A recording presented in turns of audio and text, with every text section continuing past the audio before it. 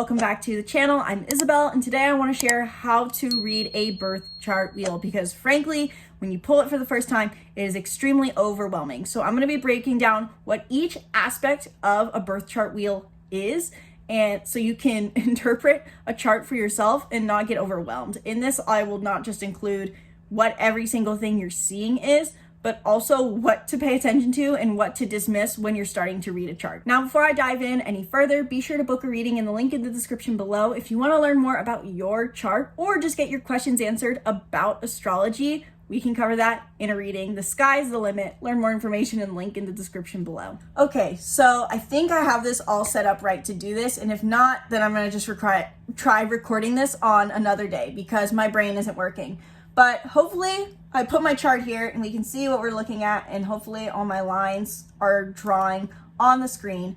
So this is my example. For the example I'm using for this is my personal chart. You can use any chart as an example for learning this, or you can just follow along with me and you don't have to even have a chart pulled up. I recommend personally having your own chart pulled up and seeing if you can relatively connect what I'm pointing at to your own chart. I'm using Cafe Astrology. You don't have to use Cafe Astrology. It'll just change the format slightly of the color schemes of which you're looking at. I liked using Cafe Astrology for starting off because it was really, really simple. So you can go to Cafe Astrology to pull your own chart if you want to use that.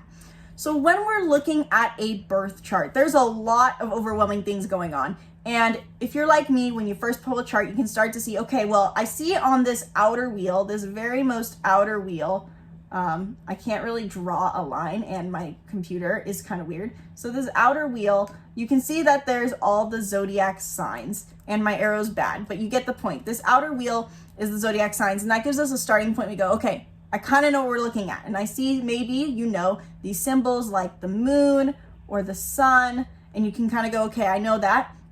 But eventually going on this path of trying to figure it out has still left me at least confused. So understanding how everything is relational helped me. Starting from the most inner point.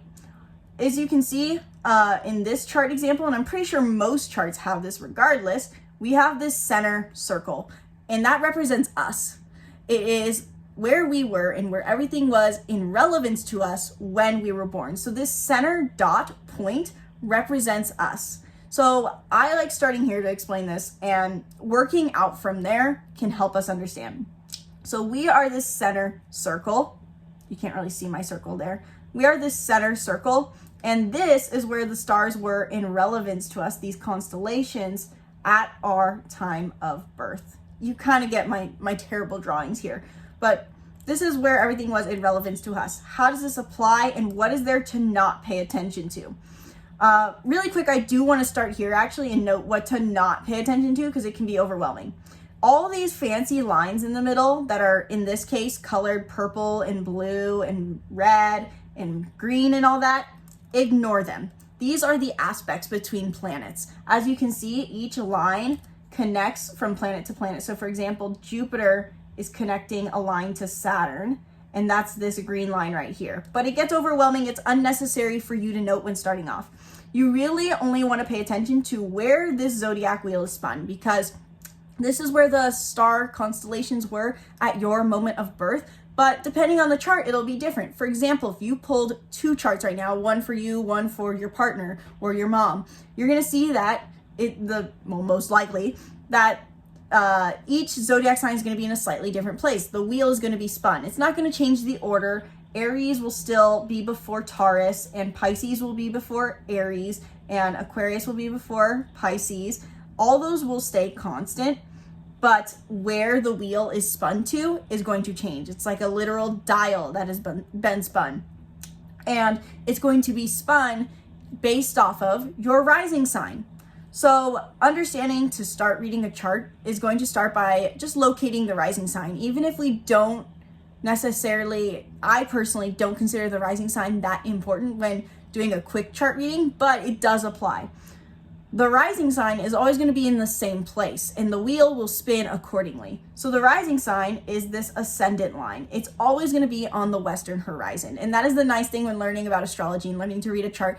This is a constant. We're going to always see the rising on the western horizon. and it'll change whatever sign it's fixed into. So in this case, for me, my rising sign is fixed into Sagittarius.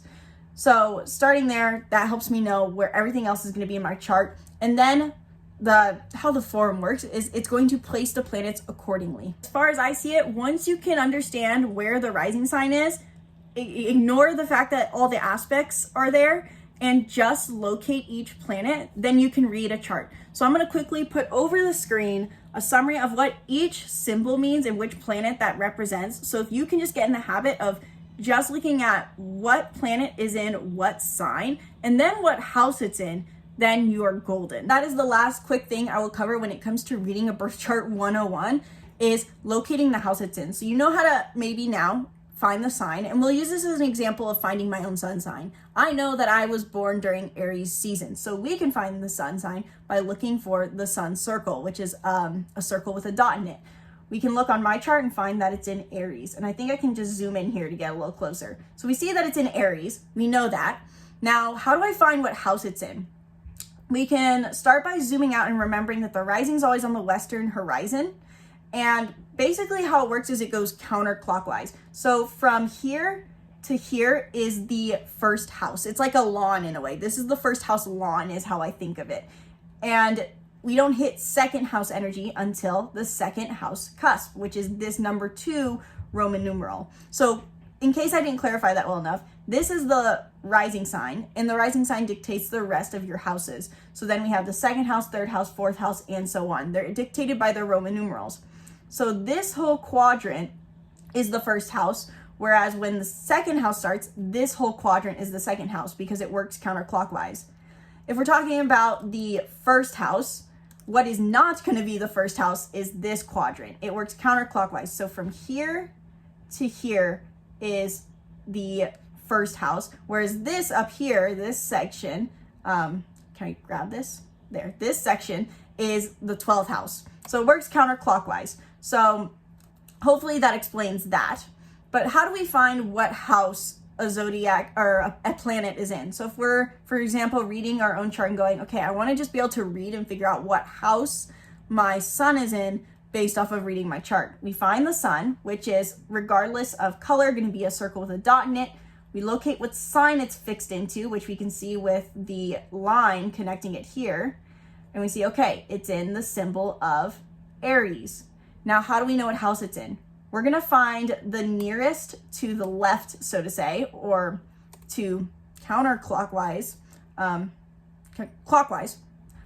Roman numeral. So in this case, the closest one to the left or clockwise is going to be the 4th house.